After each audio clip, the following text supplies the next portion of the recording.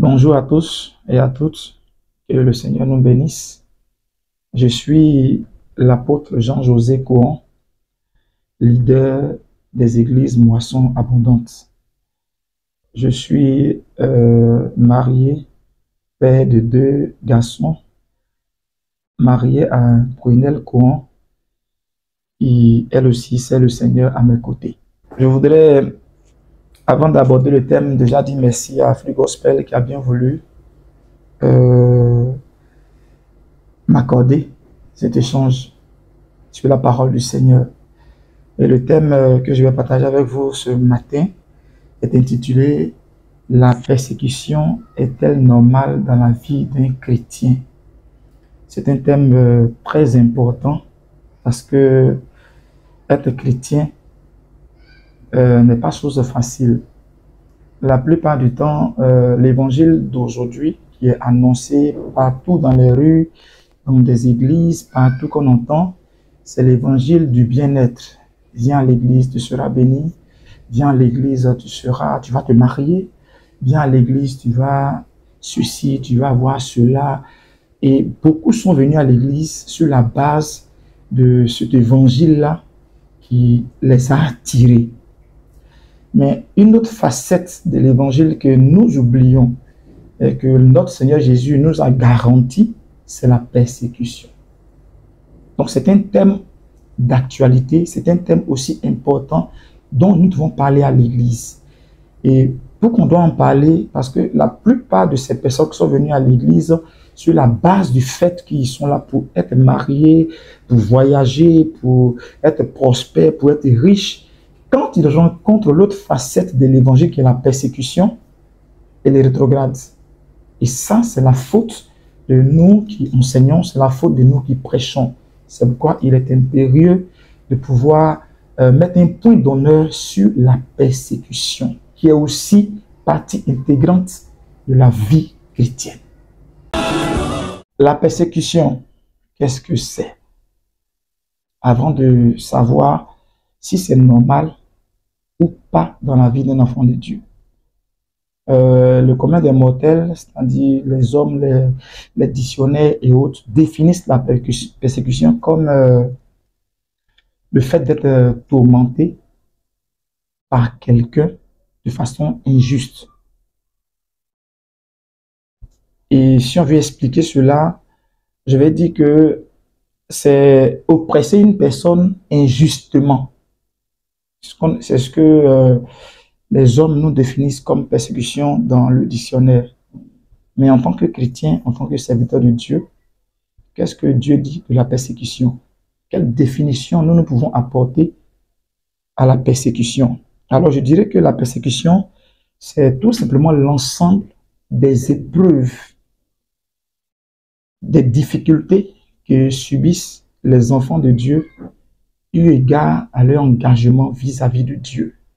Le fait que tu aies décidé de t'engager à suivre le Seigneur va générer certaines difficultés, certaines situations inconfortables qu'on va appeler persécution. C'est cette définition que nous pouvons donner.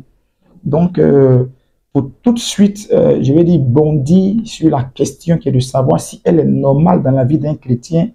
Je dirais que c'est tout à fait faisant partie intégrante de la vie d'un enfant de Dieu. On ne peut pas être enfant de Dieu et dire qu'on ne va pas être persécuté. La persécution est tout simplement une chose qui fait partie de la vie d'un enfant de Dieu. C'est la double facette ou la deuxième partie d'une pièce de la marche chrétienne. Donc c'est normal si on veut déjà rester de façon superficielle. Si nous voulons entrer dans les Saintes Écritures pour prouver ce que nous voulons d'avancer comme propos, nous allons comprendre que Jésus nous l'avait déjà annoncé en tant que disciple du Seigneur. Il nous l'avait déjà annoncé. Quand nous prenons Matthieu 5, le verset 10, le verset 12, vous allez voir qu'il a parlé de la persécution. Il a parlé de la persécution. Nous avons un bref temps, donc on ne prendra pas le temps de faire une lecture. On a juste dit comment est-ce que Jésus a parlé de persécution. D'abord, il nous a fait comprendre que la persécution au verset 12 de Matthieu 5 était une chose bien avant que nous naissions. Elle existait déjà. Et les prophètes qui ont existé avant nous, les serviteurs de Dieu qui ont existé avant nous, les premiers croyants qui ont existé avant nous ont connu la persécution, ont marché dans la persécution. Donc quand il part de ce point-là, il veut nous faire comprendre que ça ne date pas d'aujourd'hui, ça vient de très longtemps. Et à son époque, il a parlé aussi de persécution, parce qu'il a dit, si ces choses arrivent au bois vert que je suis, si je suis persécuté à cause de mon engagement, à cause de ma détermination, c'est que vous qui êtes le bois sec, ça vous arrivera aussi. Donc, de son temps, il a vécu la persécution et il a parlé à ses disciples de ce qu'ils vont vivre aussi après même son départ. Donc, aujourd'hui, quand il nous enseigne en nous disant que vous serez persécutés à cause de mon nom, il le conjugue déjà au futur pour dire que de notre temps, après Jésus-Christ aujourd'hui, la persécution est une réalité.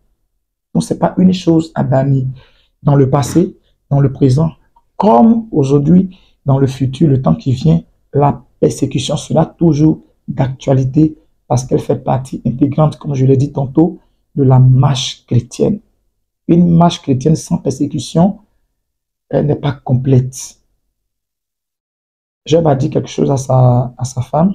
Si nous acceptons de Dieu les bonnes choses, nous devons aussi comprendre que dans le Seigneur, il y a aussi des mauvaises choses. Et ces mauvaises choses-là, on peut les comprendre par l'action de la persécution.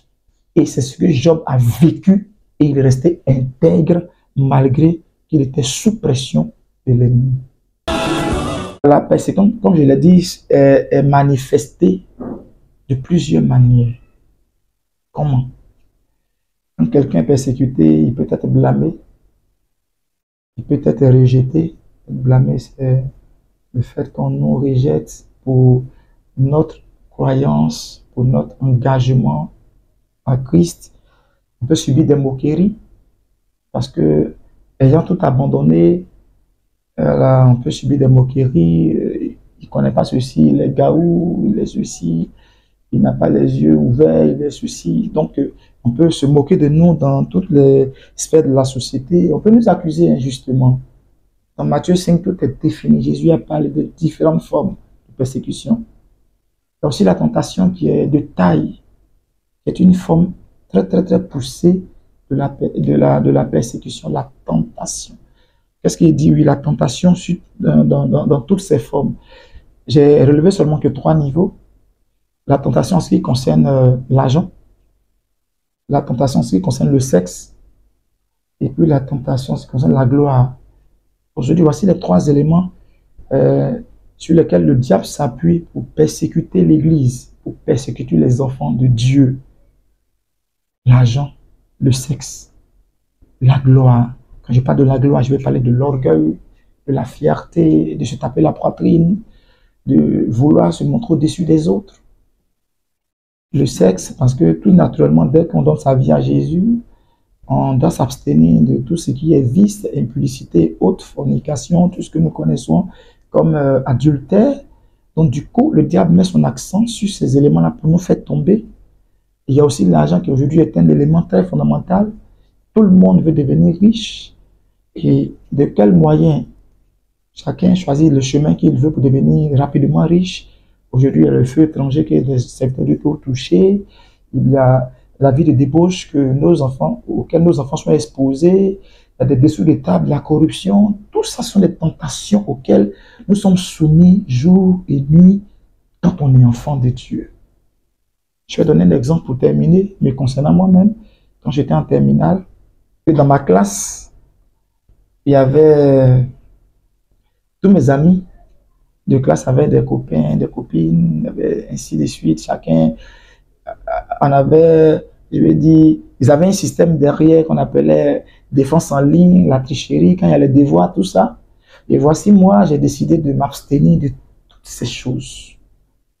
Et un jour, en plein cours, il y a un professeur qui m'a posé la question, Coran, dis-moi, honnêtement devant Dieu, tu es chrétien et on est d'accord.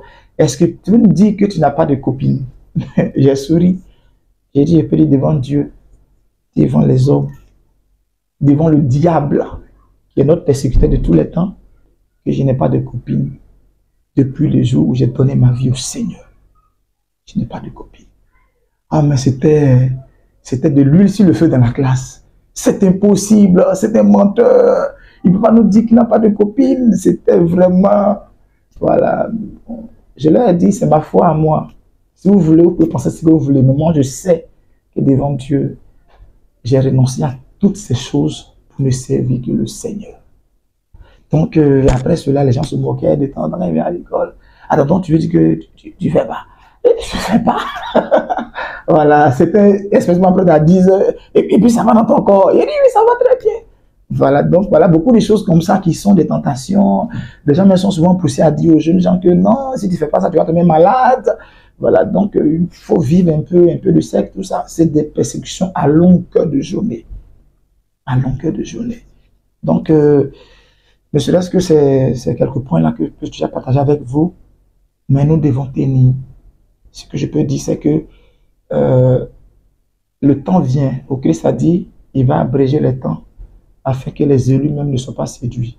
Parce que quoi qu'on dise aujourd'hui, chaque jour que Dieu fait, la stratégie diabolique pour tomber dans le mal est plus élevée. Le mal atteint un niveau très élevé.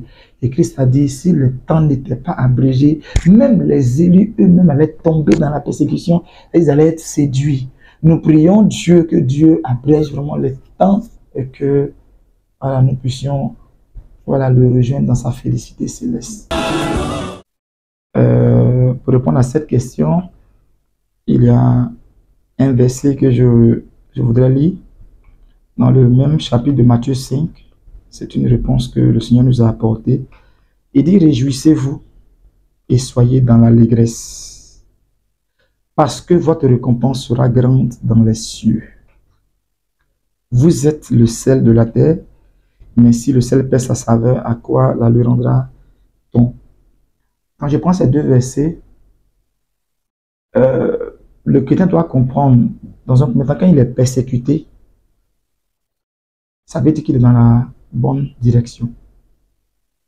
Ça, c'est déjà la première des choses qu'il doit retenir. Si je suis persécuté, c'est que je suis dans la bonne direction. J'ai pour habitude de dire aux enfants de Dieu, si tu as donné ta vie à Jésus, que tu ne connais pas de persécution, de position, il faut revoir ta foi. Parce que être converti veut dire repousser chemin, aller à contre-courant de la vie de ce monde. Mais si ta vie chrétienne n'a pas de contre-courant et que tu vas dans la même direction que tout le monde, c'est qu'il faut revoir ton engagement avec Dieu.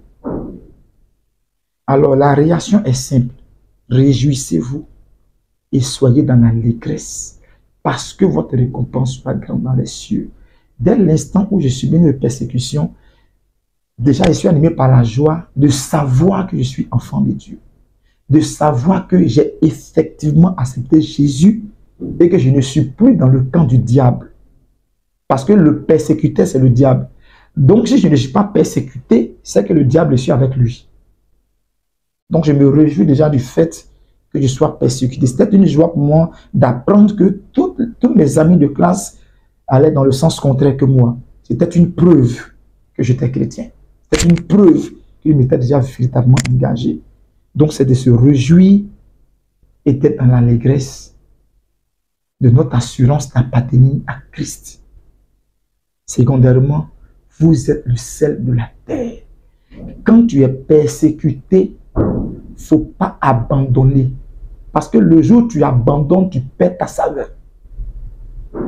Donc, ta réaction face à la persécution, c'est d'abord de se réjouir, mais de deux, de maintenir le cap de ton engagement.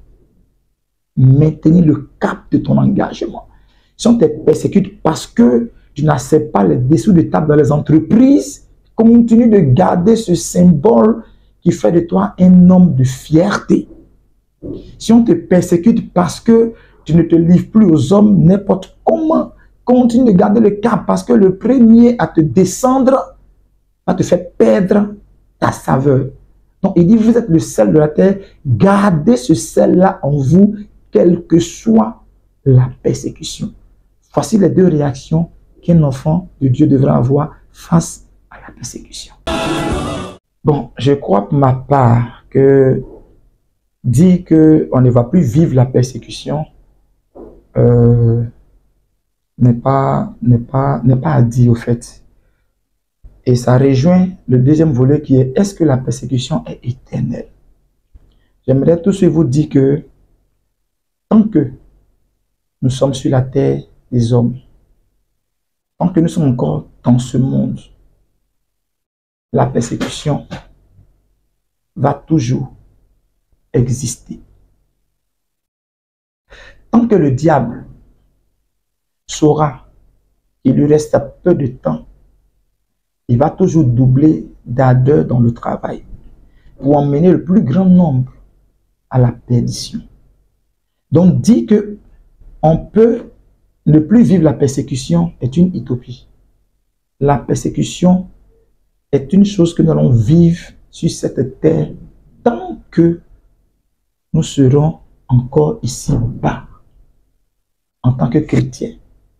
Peut-être, si tu abandonnes la main du Seigneur, tu ne vas plus être persécuté. Là, tu es libre. Tu es dans le camp du persécuteur. Il n'y a plus de persécution. Mais tant que tu es dans le camp de Christ et que l'ennemi, dans ses actions, il voudra forcément t'enlever là-bas pour t'envoyer de l'autre côté, tu vas vivre la persécution tout le temps de ta marche. Mais notons que ce ne sera pas, je vais dire, chaque jour quand même, tu vas te lever lundi, mardi, mercredi, jeudi, vendredi. Non, la tentation viendra à des périodes, à des moments où peut-être tu ne t'attends pas. Mais ça va se présenter à toi. Devant ces situations, tu devras conserver ta vie pure.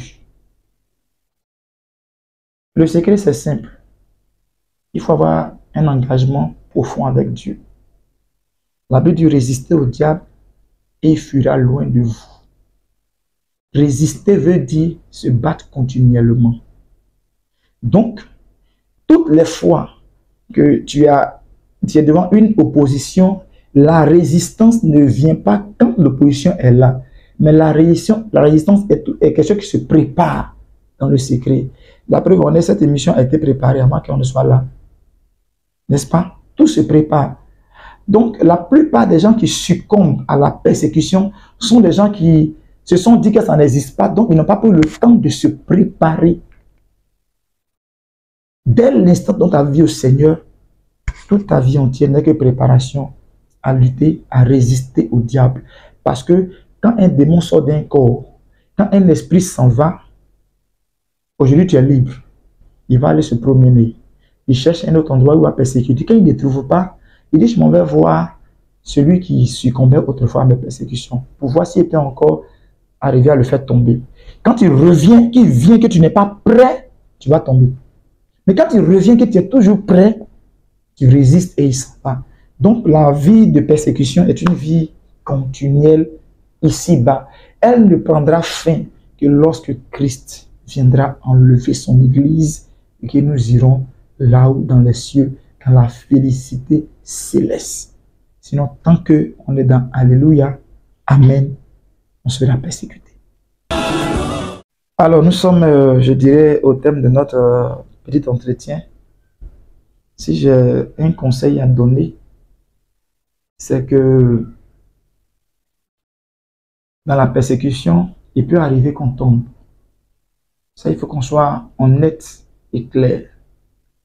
La Bible dit, le malheur atteint souvent le juste. Mais Dieu l'en délivre toujours. Le problème du chrétien, c'est que dès qu'il tombe, il ne veut plus se lever. Parce qu'il a mis dans son esprit que lui, là, il est anti-choc. Il ne tombe pas. Et beaucoup ont tellement parlé, ils ont tellement dit des choses aujourd'hui que quand ce temps-là leur arrive, ils n'ont plus la force de se relever. Nous vivons par la grâce de Dieu. Malgré tous les plans que nous mettons à gauche, à droite, non, moi je suis un anti-impudicité, moi je suis un anti-l'argent, moi je suis très humble. On n'a pas encore connu des niveaux de persécution de taille. On ne sait pas ce qui se prépare. Donc s'il arrivait un jour, pour tous ceux qui m'écoutent, qui m'entendent, que tu arrives à tomber, sois humble, répands-toi et relève-toi. Et sois modéré dans tes paroles, parce qu'il y a des hommes de Dieu qui sont trop crus dans leur manière de traiter certaines personnes quand ils sont dans des problèmes. J'ai connu un responsable très dur sur tous les bords. Jamais homme n'a péché comme cet homme quand il s'adresse à certaines personnes qui ont eu des difficultés. Mais le jour où il est tombé, c'était sa déchéance totale. Il n'a plus eu la force de se relever. Donc je veux dire quoi? Je ne dis pas qu'il faut programmer dans ta vie que tu vas tomber, tu vas tomber. Mets-toi sous la grâce de Dieu et quand il arrive que ton pied heurte un caillou et sur tes genoux, répands-toi, reprends chemin humblement et continue la marche chrétienne. Ce n'est pas le moment d'abandonner. Ceux qui sont forts sont ceux-là qui continuent la marche malgré les tribulations. Ceux qui sont faibles sont ceux-là qui se jouent les durs et le jour il tombe, ils ne se relèvent plus jamais. Donc restons humbles et puis avançons avec la grâce de Dieu. C'était là mon petit conseil que je voulais apporter. Et puis, je vais dire le mot de fin avant de donner un peu les contacts. Je voulais dire merci à toute l'équipe de Free Gospel qui a bien voulu se déplacer pour venir jusqu'à nos locaux. Je peux dire que Dieu est en train de vouloir que nous aussi, on paraisse sur la plateforme, sur le toit du monde, par sa grâce. Je voulais vous dire merci de tout cœur et dire merci à tous mes collaborateurs dans le travail, dans le ministère. Dire merci à tous mes collègues de service. Je voudrais faire la part belle à 3 hommes de Dieu, si vous permettez. Premièrement, le prophète Marius Yapi, cet homme-là qui m'a introduit dans le Seigneur. Depuis la Sorbonne, j'avais 15 ans. Il m'a introduit dans Jésus. Aujourd'hui, par la grâce de Dieu, il continue son ministère. Nous aussi, on travaille par la grâce de Dieu. Et là où il se trouve, je voulais bénir le nom du Seigneur pour sa vie. Si un jour, il regardait cette vidéo.